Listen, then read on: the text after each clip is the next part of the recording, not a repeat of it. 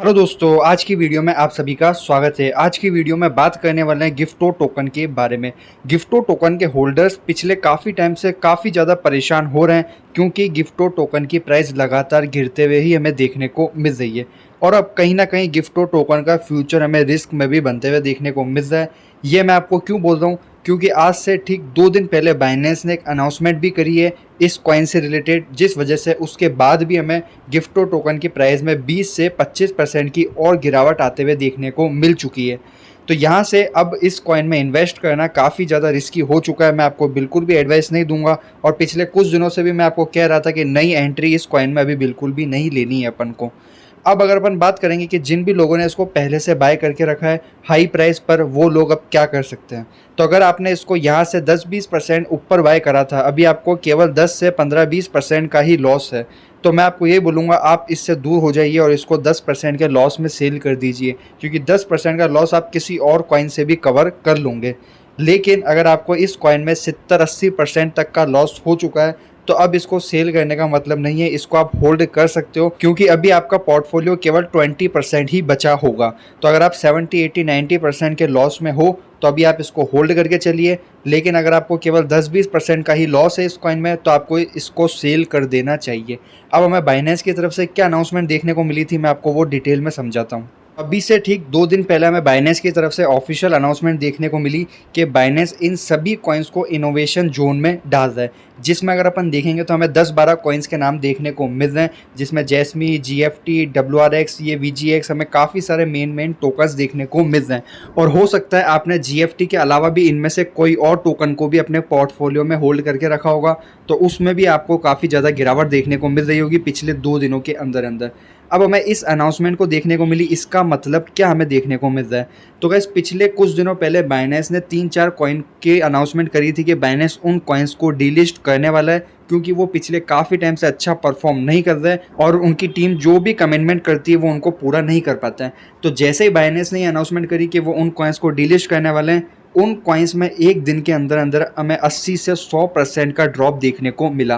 तो काफ़ी सारे होल्डर्स की शिकायत हमें देखने को मिली कि कभी भी बाइनेंस को अगर किसी कॉइन को डीलिस्ट करना होता है तो उससे पहले उनको वो इनोवेशन जोन में डाले, या एक पहले हमें ट्वीट देखने को मिले कि फ्यूचर में बाइनेंस इन कॉइन्स को डीलिस्ट कर सकता है। तो जो भी होल्डर्स है वो उन कॉइन से दूर रहे या वो अपना रिस्क मैनेजमेंट करके चले।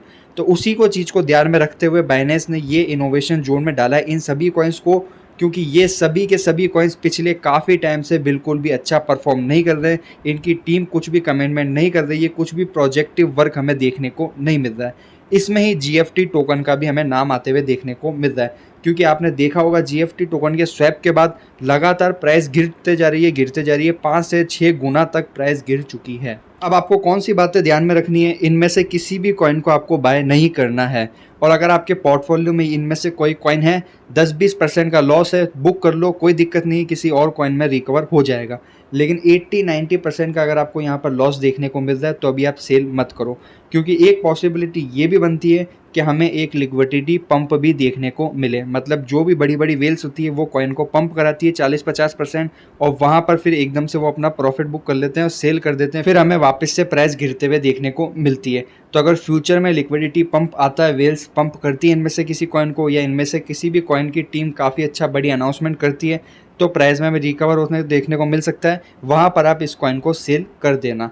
अब अगर अपन बात करें कि क्या यहाँ से रिकवरी की पॉसिबिलिटी बनती है, क्योंकि जीएफटी टोकन के जो भी होल्डर्स है वो उम्मीद लगाकर बैठे हैं कि कब हमें प्राइस रिकवर होते हुए देखने को मिलेगी। तो अगर अपन एक बार चार्ट की तरफ नजर मारे तो पिछले काफ़ी टाइम से हमें डाउनफॉल का चार्ट ही देखने को मिल रहा था, और मैंने आपको पहले ये भी बताया था जब इस ट्रेंड लाइन का ब्रेकआउट नहीं होता उससे पहले हमें रिवर्सल मूव देखने को नहीं मिलेगा।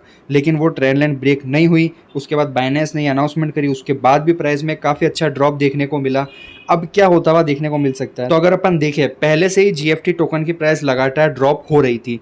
उसके बाद बाइनेंस ने ये और अनाउंसमेंट कर दी कि वो आने वाले टाइम में इन कॉइन्स को डीलिस्ट कर देगा अगर ये कॉइन्स अच्छा परफॉर्म नहीं करते आने वाले कुछ टाइम में। मतलब वो 1 से 2 महीने देने वाला है इस कॉइन को। तो यहाँ पर इन्वेस्टर्स और पीछे हट जाएंगे। जो लोग बाय भी करने वाले थे वो अब रिस्क नहीं लेंगे, इन कॉइन्स में कोई भी इन्वेस्ट नहीं करने वाला है अब। तो एक नेगेटिव न्यूज़ ये बन के आ गई, तो प्राइस में और हमें ड्रॉप ही देखने को मिलेगा, क्योंकि सब लोग अब इससे दूर होने वाले हैं। तो अब इस कॉइन में इन्वेस्ट करने का कोई भी मतलब नहीं है। यहाँ से रिकवरी अगर आती है तो उसके केवल और केवल 1-2% के ही चांसेस है। 90% इस कॉइन के डाउन आने के ही चांसेस अब बनते हुए हमें देखने को मिल रहे हैं।